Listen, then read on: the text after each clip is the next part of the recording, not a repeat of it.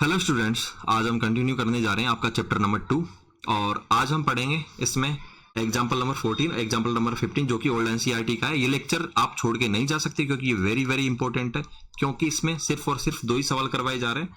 Example number 14 जो कि very very important है, इसी एग्जाम्पल नंबर 14 की वजह से ये वेरी वेरी इंपॉर्टेंट हो जाता है, क्योंकि ये क्वेश्चन हर जगह आता है बेटा, हर किसी एग्जाम में आपको मिलेगा।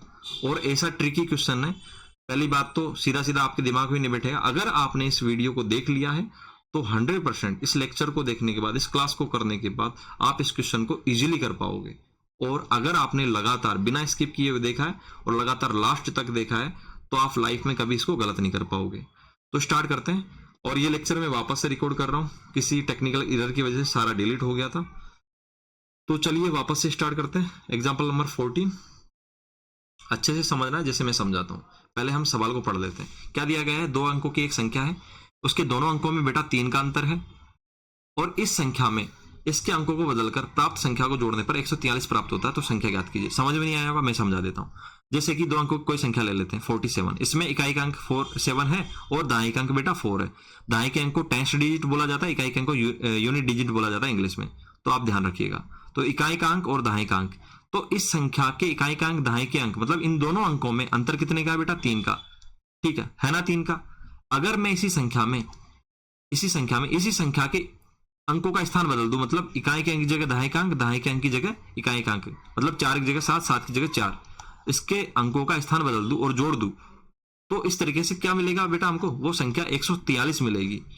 तो यहाँ पे तो मैंने समझाने के लिए आपको 47 लिया है, लेकिन हमको पता नहीं है वो संख्या है क्या, यहाँ पे नहीं दे रखी है, तो उसी संख्या को ज्ञात करना है। ठीक है बेटा? तो चलिए अभी स्टार्ट करते हैं। जैसे मैं समझाता हूं इसको समझना है। 2 तरीके हैं इसको समझने के। ठीक है? पहला तरीका है कि हम इस संख्या का इकाई का अंक मान लें। माना संख्या का इकाई का अंक कितना माने बेटा? बी मान ले। बी क्यों माना अभी मैं बताऊंगा, ताकि आपको समझाने में थोड़ी आसानी रहे। ए भी मान सकते हैं, यहाँ पे सवाल हो जाएगा, कुछ भी मान लो, ए बी सी डी का अक्षर। तो दहाई का अंक क्या होगा बेटा? तब दहाई का अंक, तब प्रश्नानुसार दहाई का अंक क्या हो जाएगा बेटा? क्या लिखा गया है यहाँ पे कि इस संख्या के दोनों अंक मतलब दहाई और इकाई में बेटा कितने का अंतर है? 3 का अंतर है। तो दहाई का अंक क्या हो जाएगा? जब बेटा इकाई का अंक b है तो दहाई का अंक सोच के देखिए, b + 3 हो जाएगा। तब जाके ही तो इस संख्या के इकाई के अंक और दहाई के अंक में अंतर कितने का रहेगा? 3 का। आप करके देख लीजिए, b + 3 में से b को घटा के देख लीजिए, कितना अंतर आएगा बेटा? 3 का। तो ऐसी कंडीशन में हमको इकाई का अंक मानना होता है और दहाई का अंक जितने का अंतर होता है, ठीक है बेटा, उतना अधिक हो जाता है। तो इन दोनों का अंतर आप निकाल लीजिए। तो एक तरीका तो ये है, थोड़ा उसको आगे बाद में कंटिन्यू करेंगे, लेकिन दूसरा तरीका मैं बता देता हूं।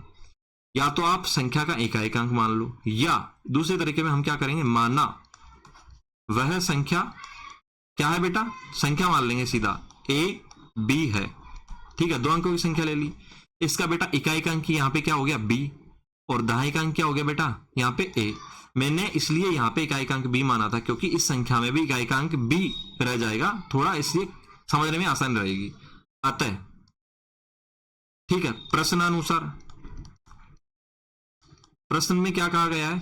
इसका इकाई का अंक बी है और दहाई का अंक ए है, इन दोनों अंकों में अंतर 3 है।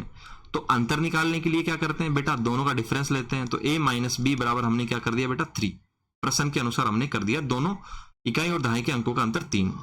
तो यहां से क्या हम a का वैल्यू नहीं निकाल सकते? निकाल सकते हैं। a बराबर क्या हो जाएगा बेटा? 3 + b। तो a क्या है यहाँ पे बेटा? दहाई का अंक। ठीक है, तो क्या हम ऐसे नहीं लिख सकते? इकाई का अंक क्या है यहाँ पे? इकाई का अंक बेटा हमने थोड़ी देर पहले बताया था, इकाई का अंक b है, क्योंकि संख्या a b है तो बाद वाला इकाई का अंक होता है, तो इकाई का अंक b। तब दहाई का अंक, किसका? दहाई का अंक, वो क्या हो जाएगा बेटा? ऊपर देखो संख्या में बेटा, दहाई का अंक क्या है? यहाँ पे a है, तो हम लिख देते हैं a, और a बराबर हमको क्या मिल गया b के पदों में? 3 + b। तो क्या ये समझ में नहीं आया कि यहाँ पे भी इकाई का अंक b मिला हमको और दहाई का अंक b + 3, और इधर अगर ए और बी संख्या को मानेंगे, ए बी मानेंगे, तब भी हमको इकाई का अंक बी मिलेगा और दहाई का अंक 3 प्लस बी मिलेगा। तो जिस भी तरीके से आपको इस तरीके से आगे बढ़ना है, किसी भी तरीके से आगे बढ़ सकते हैं। ठीक है, यहां तक बढ़ने के बाद अब इंपॉर्टेंट है आपको समझना। ठीक है, अब भी इंपॉर्टेंट था, आगे भी रहेगा। ठीक है, जैसे 47 को क्या मैं ऐसे नहीं लिख सकता कि इसके दहाई का अंक 4 गुणा 10 प्लस इकाई का अंक? लिख सकता हूं ना, इसको गुणा करेंगे और जोड़ेंगे तो भी 47 आएगा। इसके डिजिट चेंज कर देता हूं, 74 को क्या मैं ये नहीं लिख सकता यहाँ पे? अब दहाई का अंक क्या हो गया बेटा? 7 और इकाई का अंक 4, तो वापस से दहाई का अंक 7, ठीक है, उसको गुणा कर देंगे 10 से, प्लस इकाई का अंक जोड़ देंगे। तो हमेशा किसी भी दो अंकों की संख्या को लिखेंगे तो उसके दहाई के अंक को बेटा 10 से गुणा करेंगे और क्या करेंगे बेटा? उसमें इकाई का अंक जोड़ेंगे। तो यहां से क्या हम संख्या नहीं निकाल सकते? अतः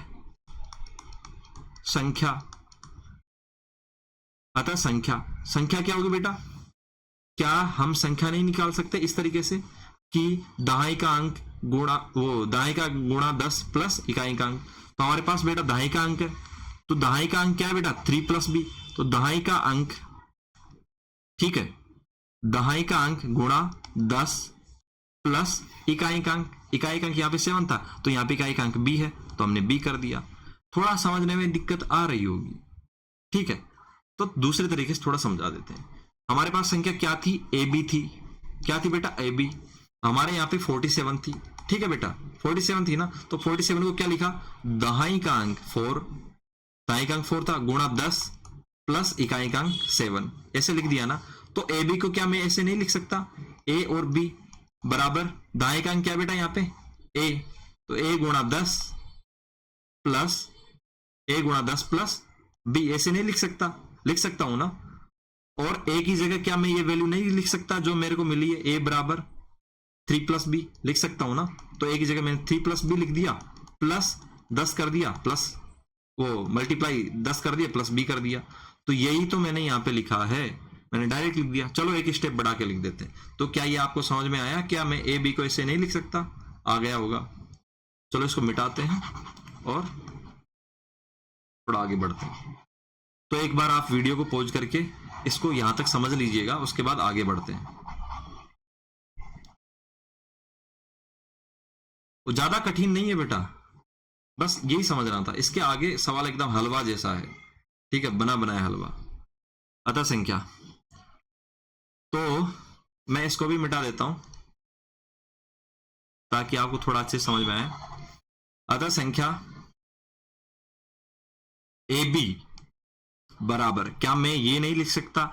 दहाई का अंक क्या है बेटा यहाँ पे? ए गुणा 10 प्लस इकाई का अंक बी। लिख सकता हूं ना? बिल्कुल लिख सकता हूं। तो फिर क्या हो जाएगा? ए की जगह हम 3 प्लस बी रख देंगे, तो रख दिया 3 प्लस बी।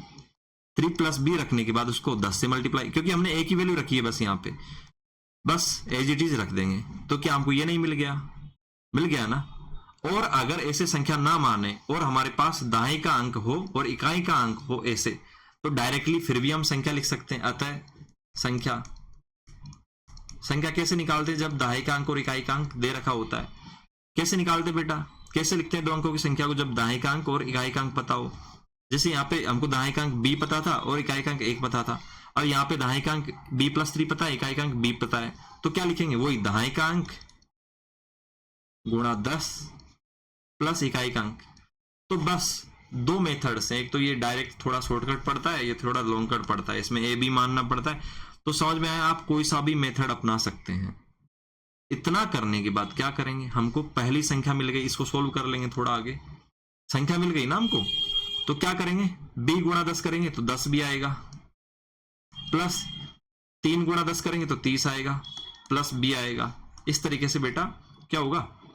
इस तरीके से क्या होगा बेटा? ये देखो 10b प्लस b 11b हो गया, 11b हो गया, प्लस 30। तो इस तरीके से यहाँ पे भी हम सोल्व करेंगे तो बेटा वही आएगा 30 प्लस 10b प्लस b। अब आगे से सवाल पूरा सेम चलता जाएगा, तो 11b प्लस 30। अब यहां तक ही सवाल को थोड़ा समझना था, यहां तक ही थोड़ा तरीका अलग है। यहाँ पे ए बी मान के कर सकते हैं, यहाँ पे डायरेक्ट इकाई का अंक बी मान के कर सकते हैं। तो यहां तक समझ में आ गया, हमने संख्या ज्ञात कर ली, संख्या, ठीक है, संख्या, ठीक है। याद कर लेना बेटा। अब क्या करेंगे, अब आगे का स्टेप करेंगे जो कि वेरी वेरी इंपॉर्टेंट है। अतः संख्या का स्थान बदलने पर, संख्या के अंकों का स्थान बदलने पर, के अंकों का स्थान बदलने पर, क्या करने पर, बदलने पर। पहले बेटा क्या थी अंकों की संख्या, पहले संख्या क्या थी, ए बी थी, ठीक है। अब अगर हम अंकों का स्थान बदल देंगे तो बेटा क्या हो जाएगा, ठीक है, अंकों का स्थान बदल देंगे तो हमको क्या संख्या मिल जाएगी बेटा, संख्या मिल जाएगी बेटा हमको बी ए, ठीक है। तो संख्या क्या मिल जाएगी, बी ए। तो ये तो मैंने आपको समझाने के लिए बताया।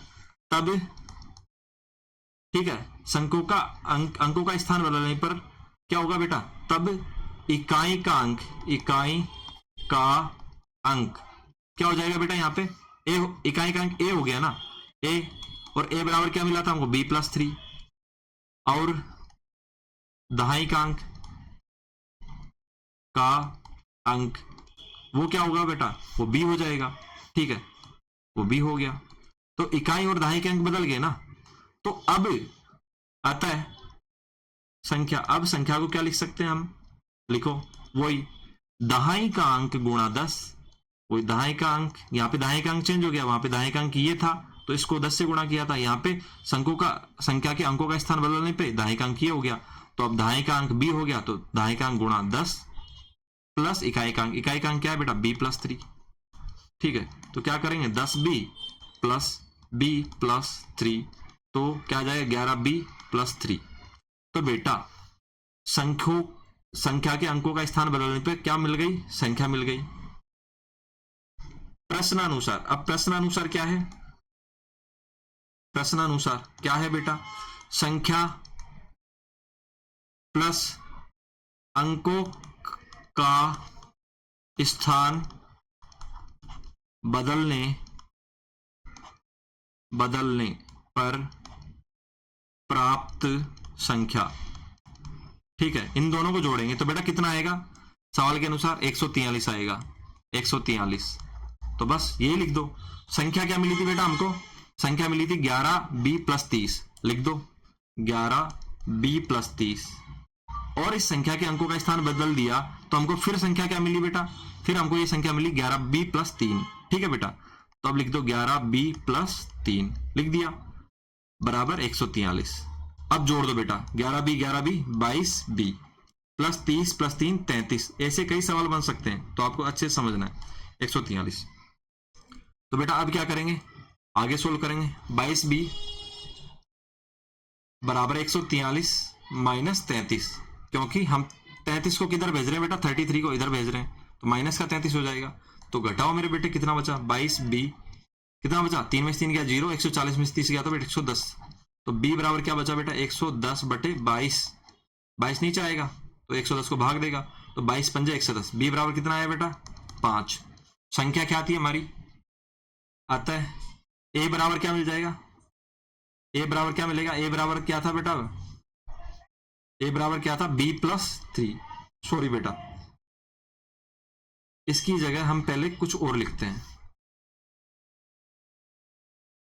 b बराबर 3 मिल गया। अतः संख्या का इकाई का अंक क्या था बेटा, संख्या का इकाई का अंक b बराबर 5 मिलते ही संख्या का इकाई का अंक हमने शुरुआत में क्या माना था बेटा, b माना था, इधर देखो, तो b बराबर मिल गया हमको, वो b था, अतः b बराबर 5 मिला, तो संख्या का इकाई का अंक क्या मिल गया बेटा 5। तब संख्या का दहाई का अंक, संख्या का दहाई का अंक, संख्या का दहाई का अंक क्या हो जाएगा बेटा, a था, और वो क्या था बेटा b प्लस 3 था, ठीक है। मैंने यहां से उठाया a बराबर b प्लस 3, आप डायरेक्ट यहां से भी लिख सकते हैं, a नहीं लिख के b प्लस 3। तो दहाई का अंक क्या था बेटा, संख्या का b प्लस 3 था। अब बेटा b की वैल्यू रख दो 5 प्लस 3, तो क्या आ गया बेटा, संख्या का दहाई का अंक 8। अतः संख्या क्या होती है बेटा, इकाई का अंक, इकाई और दहाई, ऐसे तो लिखा जाता है इकाई और दहाई। इकाई का अंक कितना है बेटा, इकाई का अंक देखो 5 और दहाई का अंक कितना बेटा 8, तो 85 हो गई। अतः संख्या कितनी हो गई 85। जांच करेंगे किसकी कि हमारा आंसर सही है गलत, तो क्या करेंगे बेटा 85 में इसके अंकों का स्थान चेंज करके जोड़ने पर क्या हो जाएगा बेटा 8 5 13 का 3 हासिल 1, ठीक है बेटा 1 हो गया, और 8 5 13 का 3 हासिल 1 और 8 5 13 और 1 14, 143। तो हमारा आंसर सही है। कहने का मतलब हमारा सोल्यूशन सही है, क्योंकि हमने संख्या के अंकों का स्थान बदल के जोड़ा तो हमको 143 मिला, जैसा क्वेश्चन में कहा गया है। तो क्या ये आपको समझ नहीं आया, आना चाहिए। आप किसी भी तरीके से कर सकते हैं, मैंने काफी लॉन्ग तरीके से करवाया है। यहां तक दोनों तरीके थोड़े अलग अलग होंगे, आगे से दोनों तरीकों में सेम ही चलेगा। ठीक है बेटा, वापस से रिपीट कीजिएगा अगर आपको समझ में नहीं आया है तो।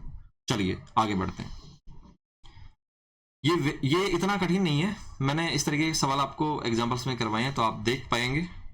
अर्जुन की आयु श्रिया की आयु की दुगनी है, तो किसकी आयु दी गई है बेटा अर्जुन की आयु, किसके आयु के पदों में श्रिया की आयु के पदों में। ठीक है, 5 वर्ष पहले उसकी आयु श्रिया की आयु की 3 गुनी थी।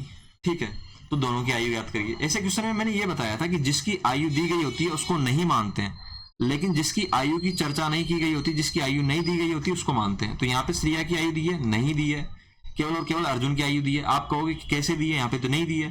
बेटा दी तो है कि श्रिया की दुगनी है, तो श्रिया की आयु की दुगनी है, तो कम से कम कैसे दे रखी है, लेकिन दे तो रखी है अर्जुन की आयु। तो अर्जुन की आयु नहीं मानेंगे, किसकी आयु मानेंगे श्रिया की आयु माना।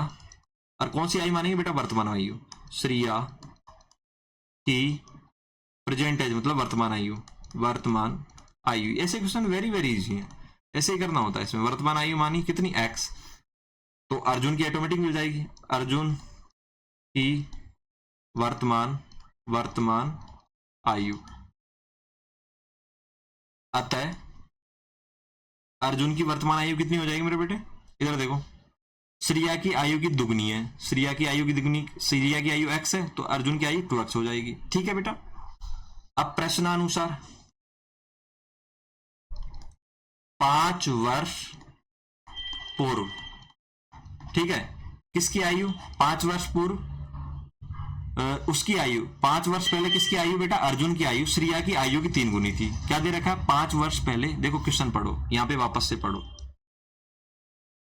5 वर्ष पहले उसकी मतलब किसकी अर्जुन की आयु श्रिया की आयु की 3 गुनी थी। तो 5 वर्ष पहले बेटा दोनों की आयु निकाल लो। तो कैसे निकालेंगे, 5 वर्ष पूर्व श्रिया की आयु, श्रिया की आयु क्या हो जाएगी बेटा, अगर आपकी अभी 20 साल है उम्र, तो 5 साल पहले कितनी होगी, 5 घटाओगे तो 15 हो जाएगी। तो इस तरीके से श्रिया की अगर x है तो कितनी हो जाएगी बेटा 5 साल पहले, x माइनस 5। बेटा यहाँ पे वर्ष लगाना भूल गया था मैं, लगा लो आप। ठीक है, ठीक है बेटे, ऐसी छोटी छोटी मिस्टेक हो जाती है, आप देख लिएगा। इस तरीके से 5 वर्ष पूर्व किसकी आयु, अर्जुन की आयु निकालेंगे तो कितनी हो जाएगी मेरे बेटे, इधर देखो अभी 2x है वर्तमान में, तो 2x में से 5 घटा दो, 2x माइनस 5 वर्ष। तो बेटा प्रश्नानुसार वापस से, प्रश्नानुसार क्या है, उसकी मतलब अर्जुन की आयु 5 वर्ष पहले कितनी है बेटा, श्रिया की आयु की 3 गुनी। तो अर्जुन की आयु लिखो 2x माइनस 5, कितनी है बेटा ये अर्जुन की आयु कितने के बराबर है, श्रिया की आयु है ना ये बेटा 5 वर्ष पहले x माइनस 5, इसके 3 गुने के बराबर। तो जैसे प्रश्न में कहा वैसे लिख देंगे, श्रिया की आयु x माइनस 5 के 3 गुने के बराबर लिख दी। किसकी आयु, अर्जुन की आयु, जो कि 5 वर्ष पहले 2x माइनस 5 है।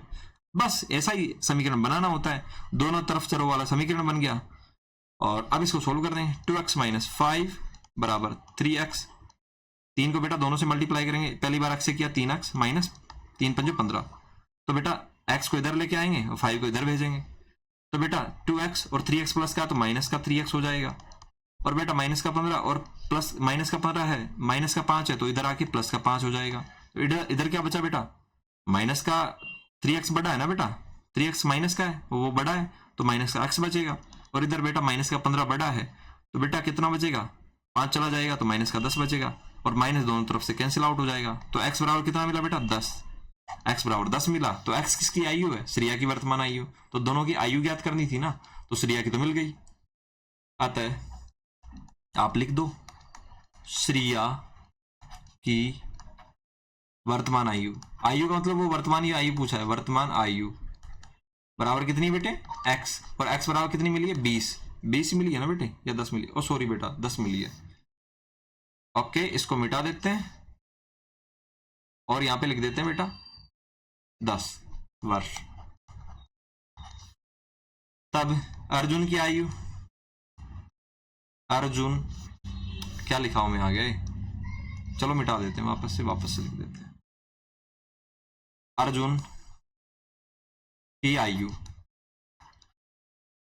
ठीक है बेटा कितनी थी बेटा, इधर देखो 2x थी तो 2x लिखेंगे, और x की जगह क्या लिखेंगे बेटा, x की जगह श्रेया की आयु है ना x, तो 10 लिखेंगे। तो 20 वर्ष किसकी आयु आ गई बेटा, अर्जुन की, इन दोनों की वर्तमान आयु ये मिल गई। तो क्या ये कठिन था, बिल्कुल नहीं था, ऐसे क्वेश्चन मैं पहले भी करवा चुका हूं। तो अगर आपने पूरा लेक्चर अटेंड किया है तो आपका चेहरा अब ऐसा होगा हर एक क्वेश्चन को देख के, लेकिन अगर आपने बीच बीच में स्किप किया है, पूरा नहीं देखा है, तो आपका चेहरा कुछ ऐसा होगा। ठीक है बेटा, तो थैंक्स फॉर वॉचिंग, और बने रहिएगा क्योंकि हम सारे के सारे कंसेप्ट यहाँ पे क्लियर करेंगे।